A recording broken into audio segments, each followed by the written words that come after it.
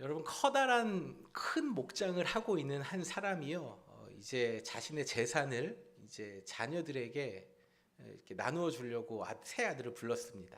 그런데 셋째 아들에게 무엇을 나눠줄까 하니까 이 셋째 아들이요, 아버지가 가지고 있는 저 농장의 양을 다 주십시오라고 얘기를 했어요. 그 둘째 아들은 아버지가 가지고 있는 이 말을 저에게 다 주십시오 얘기했답니다.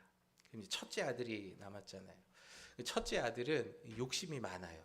그래서 다 가지고 싶은 거예요. 내가 그래도 첫째인데 장남인데 더 많이 가져야지 라는 생각에 아버지에게 아버지 셋째와 둘째가 달라고 했던 그 양과 그 말을 모두 주십시오 라고 얘기를 했답니다. 그러자 이 아버지가 곰곰이 생각해 보더니 그 아들에게 자신의 양말을 모두 벗어서 주었다고 합니다. 못 웃으시는 분들은 집에 가서 다시 생각해 보시고 웃으시길 바랍니다. 여러분 요즘 웃고 살고 계십니까? 어린 아이들은요, 한 조사에 의하면 하루에 200번에서 300번 정도 하루에 웃는다고 해요. 저희 집에 아이들만 봐도요, 뭐가 그리 재밌는지 그 자그마한 일에도 막 까르르르르 막 웃습니다. 이 첫째와 둘째 이 여자 둘이서 이제 제법 같이 이렇게 놀기 시작하는데 뭐가 그리 재밌는지 웃는 모습을 보면서 예전에 그런 말들이 생각이 나요. 그 여고 시절에 여자분들만 해당됩니다. 여고 시절에 떨어지는 낙엽만 봐도 그렇게 즐거웠다, 뭐 그런 웃음이 났다라는 이야기를 들은 적이 있는데, 그냥 모든 것이 삶이 즐겁고 해피한 것 같아요. 그래서 하루 200번, 300번도 아마 더 웃는 것 같아요. 그런 반면에 성인들은요, 이제 어른이 된 사람들이 하루에 7번에서 10번 정도밖에 웃지 않는다고 합니다. 여러분, 이유는 우리가 다 알고 있죠, 지금. 웃을 일이 별로 없는 거예요. 웃을 일이 별로 없는 거예요. 마음에 걱정이 있고 또 근심이 있고 또는 뭐 삶에 재미가 없고 웃을 일이 없다라고 생각을 하니까 웃지 않아요. 세상 사람들은 모두 다 웃으면서 기쁘게 이 세상을 살아가길 원합니다. 그러나 세상에서의 우리의 하루하루 1년 1년의 그 연수가 더해지면서 웃을 일이 점점 없어지는 게 어쩌면 우리의 인생, 우리가 살고 있는 현실이 아닌가라는 생각을 해봅니다. 오늘 본문을 통해서 우리 예수님께서는요, 이 땅에 오신 목적, 우리에게 기쁨을 주시기 위해서 오셨다라는 목적을 우리에게 잘 나타내주고 있습니다. 우리에게 주신 가장 큰 기쁨, 그것은 무엇입니까? 바로 우리를 죄에서 구원하시기 위하여 이 땅에 오신 예수님의 그 가장 큰 기쁨을 우리에게 주시기 위하여 예수님은 이 땅에 오셨습니다.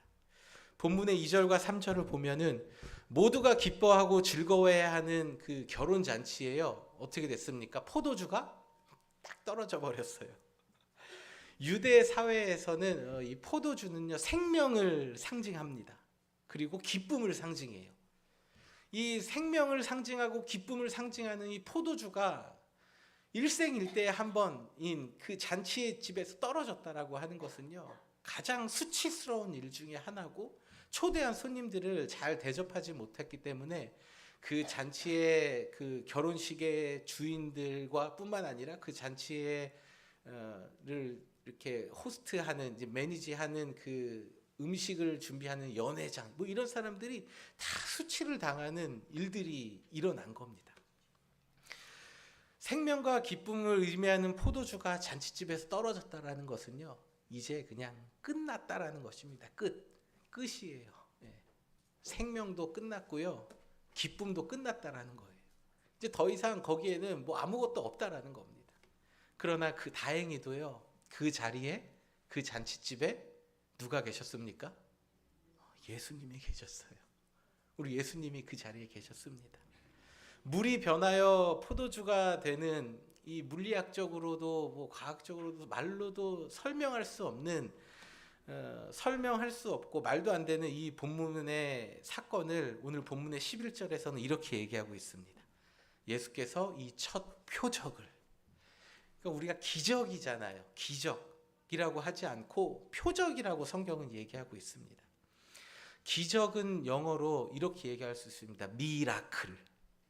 기적은 미라클이에요. 기적이 일어났다라는 거. 그러니까 일어날 수도 없는 일들, 우리의 생각으로는 그 불가능한 일이야, 또는 말도 안 돼라는 일들, 그 미러클이라고 하지 않고 오늘 성경은 그걸 표적이라고 하는데, 이 표적은 영어로 바꾸면요 사인이라고도 얘기할 수 있어요. 사인이 뭡니까? 여러분, 우리가 하루 운전을 하다가도 사인을 보잖아요. 이 신호등에도 이렇게 시그널이 있고, 그것도 일종의 사인이죠. 빨간불이면은 가지 말고 멈추는 거고, 노란불이면은 여러분 준비하라는 거 아닙니다. 노란불이면 이제 막 이렇게 준비하라는 게 아니라 조심하라는 거예요. 그리고 그린라이트가 돼도 이제 잘 이렇게 조심히 살피고 이제 가잖아요. 그것이 우리에게 보여주는 사인이라는 거죠. 어떤 의미가 있죠. 그리고 도로의 표지판도 우리가 사인이라고 하잖아요. 무언가 보여주고 일단 나타내 주잖아요. 이쪽으로 가면은 95번 하이웨이, 이쪽으로 가면은 17 하이웨이, 이렇게 우리에게 무언가 나타내 주는 것을 사인이라고 합니다.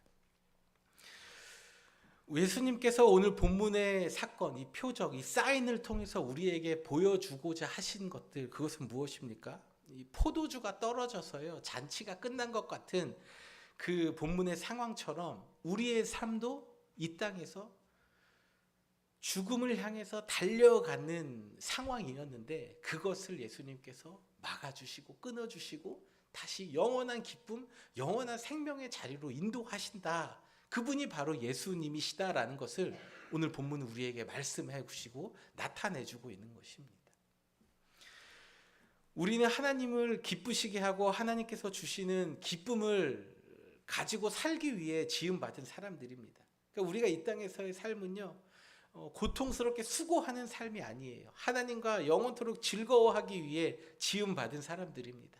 그런데 우리가 왜 이렇게 지금 고통하고 고생하고 있습니까? 아담, 첫 사람으로부터 시작된 그 죄의 결과가 오늘 우리가 살고 있는 이 시대까지 지금 미치고 있기 때문입니다. 저는 나중에 천국 가면 아담을 찾아갈 거예요. 누군지 모르겠지만 뭐 본능적으로 다 알 수도 있겠죠. 아담, 저 사람 때문에 우리가 지금 이 땅에서 고통스럽게 살고 있었다. 그래서 이 죄로 인해서 하나님과 멀어진 사람들은요 하나님에게서 기쁨을 찾지 못하고요 세상으로부터 기쁨을 찾기 시작합니다. 인생의 기쁨을 세상에서 찾다 보니까요 우리는 이 세상을 바라보고 살아가는 사람들이 점점 되어져 가는 거죠. 세상에 우리에게 기쁨을 가져다 주는 일들이 여러분 얼마나 많이 있습니까? 여러분 처음에 회사에서 입사해서 정말로 내가 그동안 많이 받지도 못했던 그런 금액이 딱 받으면 통장에 들어오면 여러분 얼마나 기뻐요. 너무 오래돼서 다들 기억이 안 나시나요? 처음에 내가 받을 수 없는, 처음 받아보는 그 큰 금액을 받으면 기쁘잖아요. 그리고 그 금액이 한 번 들어오는 게 아니라 계속 들어와요. 그러면서 통장에 돈이 점점점 쌓아가요. 그러면 통장에 돈이 쌓이는 기쁨이 얼마나 큽니까? 그 돈을 조금씩 모으는 기쁨이 있다라는 거죠. 자녀들이 잘 되면요 여러분 어때요? 기쁘지요. 여러분 뭐 다들 자녀들이 지금 근심이 많으신가요? 자녀들이 잘 되면 여러분 기쁘지 않으세요? 우리 자녀가 학교에서 좋은 성적을 받고 또 학교에서 어떤 좋은 클래스에 들어가고 좋은 선생님 만나고 친구를 만나고 뭔가 잘 되면요 우리 부모의 마음이 얼마나 기뻐요. 그리고 또 하나님께서 자녀를 주셔도요 여러분 기뻐요. 여러분들은 오래되셨겠지만 저는 최근에 비교적 이 기쁨을 또 받았잖아요. 저희 5째가 이제 100일이 됐는데 이 자녀를 처음 봤을 때에 주셨을 때 기쁨이 있더라고요. 그리고 여러분들은 이제 앞으로 손주를 보셔야 되잖아요. 손주를 보면요 기쁘다 못해 바보가 돼요. 바보. 웃음 이러고 있더라고요. 할아버지들 할머니들이. 웃음이 사라지지 않고 이 손주만 보고 기뻐하시고 그런 기쁨이 우리는 세상에서 이제 경험할 수 있는 거죠. 그리고 여러분 직장에서도 우리의 연봉이 더 조금씩 올라가면 어때요? 기쁘죠. 걸려있는 옷 오랜만에 꺼내 입었는데 주머니에서 바지에서 5만 원짜리가 하나 나온 거예요. 50불짜리, 10불짜리, 호주머니에서 100불짜리가 나왔어요. 그걸 여러분 얼마나 기쁘세요? 기쁘지 않으세요? 원래 내 거였는데 원래 내 거였음에도 불구하고 뜻하지 않은 그런 일들을 만나면요, 우리는 마음에 기쁨이란 거를 경험합니다. 병원에 가서도 건강검진 갔을 때 얼마나 두렵고 떨려요. 그런데 그 테스트 결과지 보면요, 어때요? 아무 이상 없음, 다 정상하면 마음이 어때요, 여러분? 안도가 되고 기쁘잖아요. 아직 내가 살아있구나, 쓸만하구나. 그리고 또 의사에게 괜찮습니다, 아무 이상 없습니다라는 얘기 들으면 여러분, 우리 마음이 얼마나 기뻐요. 그러니까 이런 모든 기쁨들을 우리는 세상을 살면서 경험을 하는 거죠.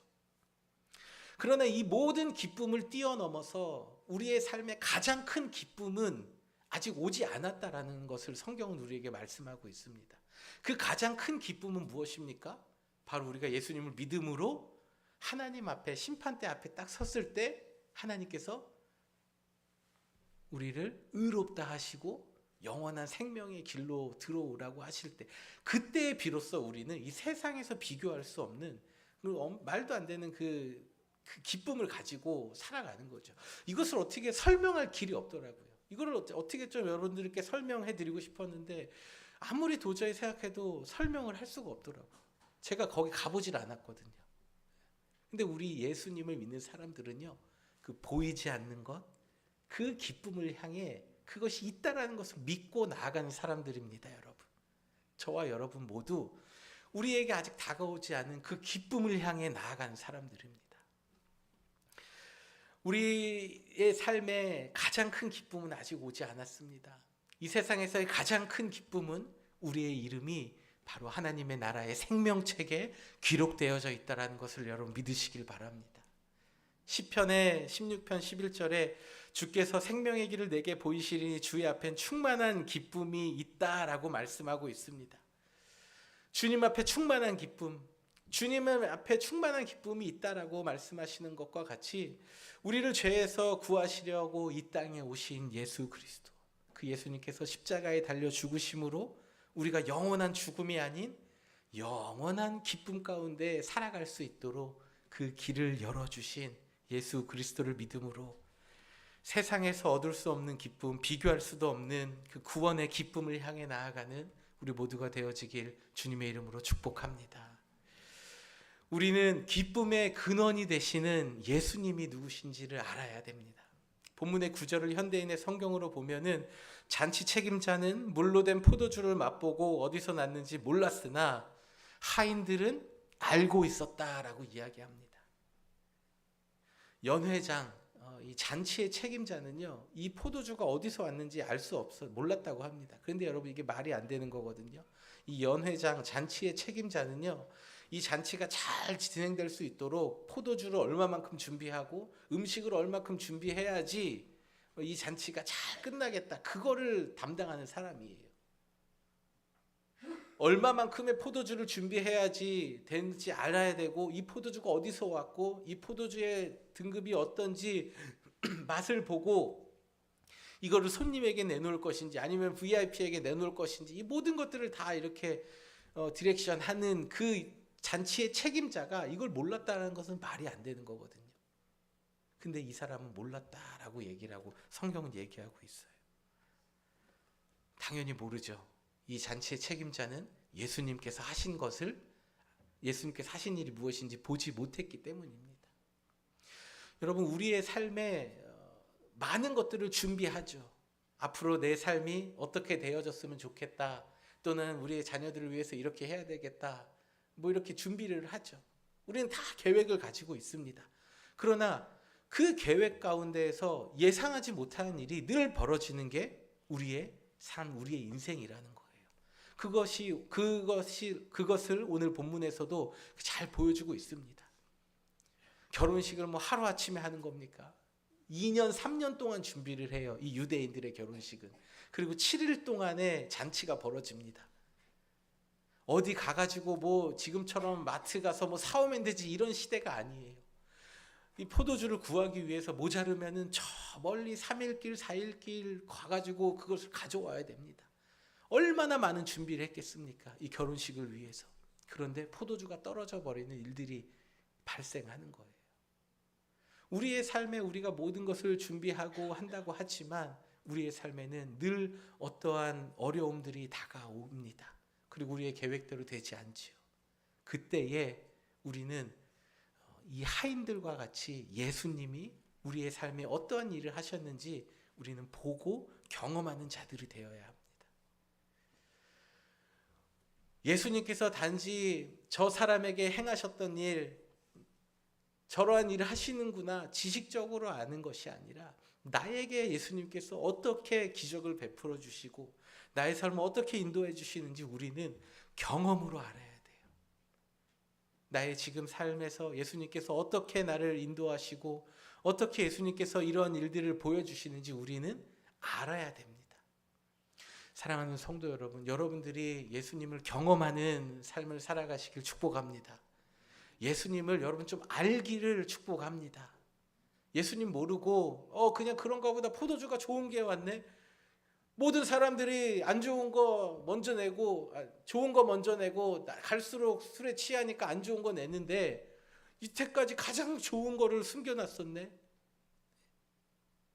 이렇게 말하는 이 잔치의 책임자 연회장과 같은 사람이 되는 것이 아니라 물이 포도주로 바뀌는 말도 안 되는 일들을 우리의 삶에 베풀어 주시는 그 예수님을 여러분의 삶 가운데 경험하시길 주님의 이름으로 축복합니다. 여러분의 삶에 어떠한 기쁨들이 있으십니까? 여러분 삶 가운데에 요즘 어떠한 기쁨이 있으세요? 자녀를 위한 기쁨, 내 삶에 대한 기쁨, 여러 가지 기쁨이 있는 분들이 계실지도 모르겠어요. 여러분 세상으로부터 오는 기쁨은요 결코 나를 만족시킬 수 없다라는 것을 기억하시길 바랍니다. 그것은 다 순간순간에 끝나는 기쁨들이라는 것입니다. 시편 45편 15절에 그들은 기쁨과 즐거움으로 인도함을 받고 왕궁에 들어가리로다 라고 말씀하고 있습니다.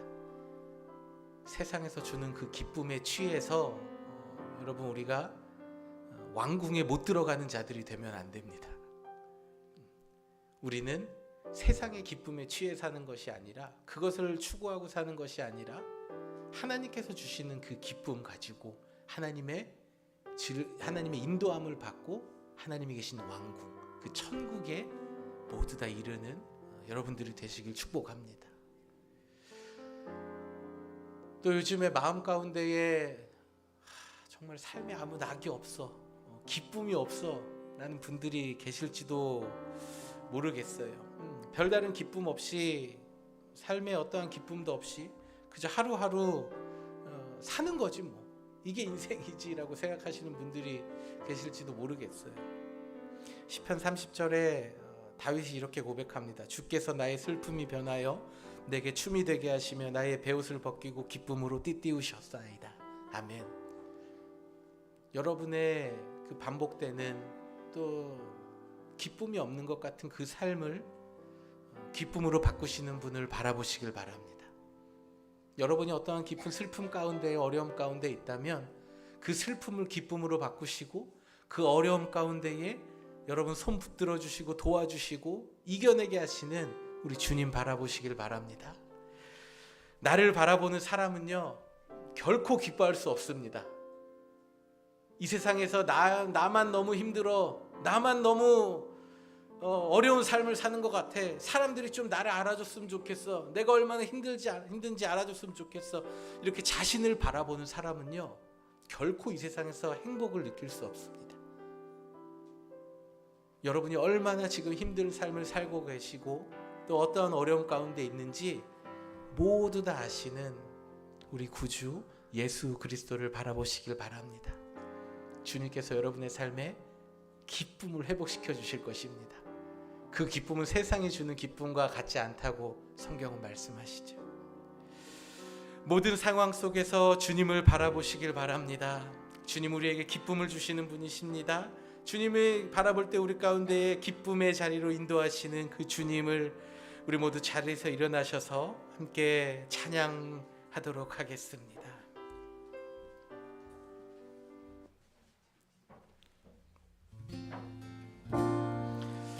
모든 상황 속에서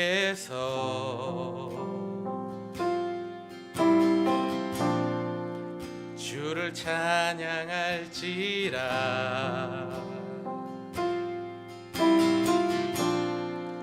주는 너의 큰 상급,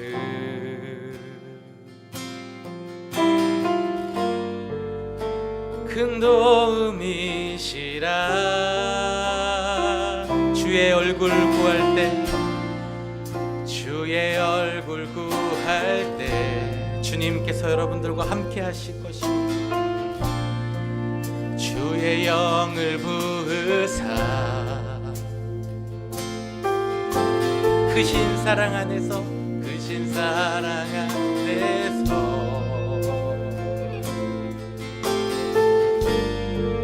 주를 보게 하소서.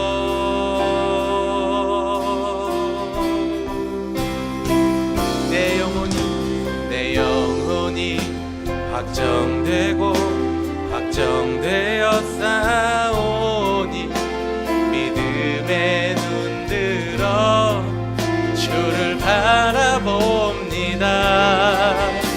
내 영혼이 확정되고 확정되어 싸우니 믿음의 눈 들어 주를 바라봅니다. 우리 한 번 더 찬양합니다. 모든 상황 속에서, 모든 상황 속에 주님을 바라보며 주님을 찬양하십시오. 주를 찬양할지라. 주는 너의 큰 상급, 주는 너의 큰 상급. 아멘. 큰 도움이시라. 아멘. 주의 얼굴 구할 때, 주의 얼굴, 성령님 우리에게 함께 하십니다. 주의 영을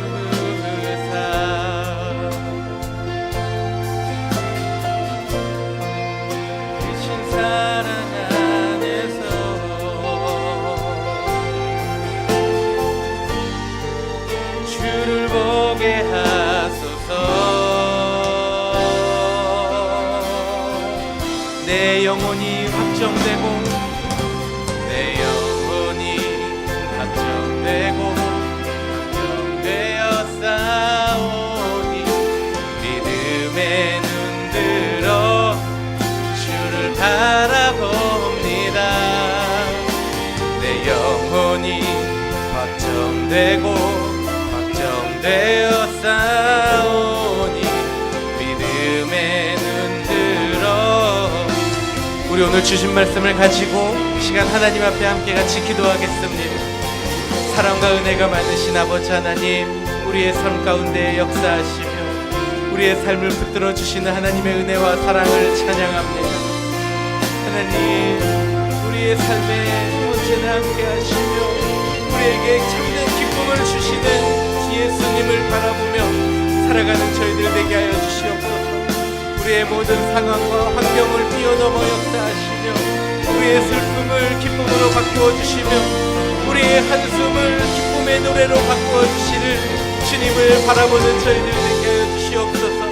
그리하여서 이 땅을 살아가며 하나님의 인도하심과 하나님의 주시는 기쁨을, 즐거움을 가지고 살아가며 우리에게 완전한 기쁨, 우리에게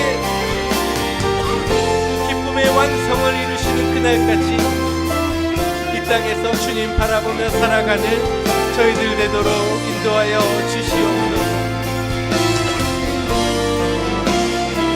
주를 찬양할 때, 주님 찬양할 때 주의 기쁨 내게 주시네.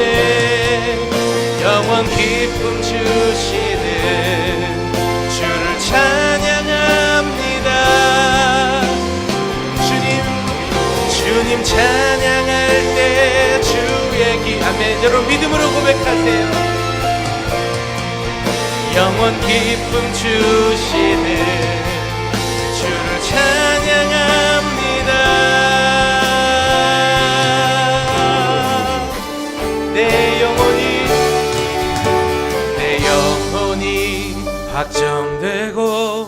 확정되어 싸우니 믿음의 눈 들어 주를 바라봅니다. 아멘. 내 영혼이 확정되고 확정되어 싸우니 믿음의 눈 들어. 우리 믿음으로 우리 두 손 높이 들고 주님 앞에 한 번 더 고백할까요? 내 영혼이 확정되고 확정되어. 주님 우리의 믿음의 고백을 받으십니다. 주를 바라봅니다. 내 영혼이 확정되고 확정되어 싸우니 믿음의 눈 들어 주를 바라봅니다.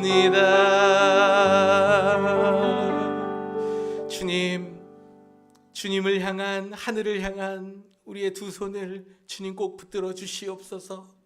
주님 우리의 두 손을 붙들어 주시사 이 땅에서 살아가는 모든 순간 가운데에 우리의 슬픔을 기쁨으로 바꾸어 주시고 우리의 걱정 근심을 소망의 노래로 바꾸어 주시며 이 땅에서의 잠깐의 기쁨이 아닌 영원한 하나님의 주시는 기쁨과 즐거움으로 인도함 받아 하늘나라 주님 계신 그 왕궁, 그 천국에 이르는 저희들 되도록 주님 인도하여 주시옵소서. 이제는 우리 주 예수 그리스도의 은혜와 하나님 아버지의 측량할 수 없는 사랑과 성령님의 감화와 감동, 교통, 역사, 인도하심이 우리에게 가장 큰 구원의 기쁨을 주시며 이 땅을 살아가는 동안 우리의 삶을 기쁨과 즐거움과 소망으로 채워주실 주님을 바라보며 살아가길 다짐하는 이 자리에 머리 숙인 모든 성도들 한 사람 한 사람 머리 위에 저들의 가문과 가정과 자녀들의 삶 위에 이제부터 영원토록 함께 계시기를 간절히 축원하옵나이다. 아멘.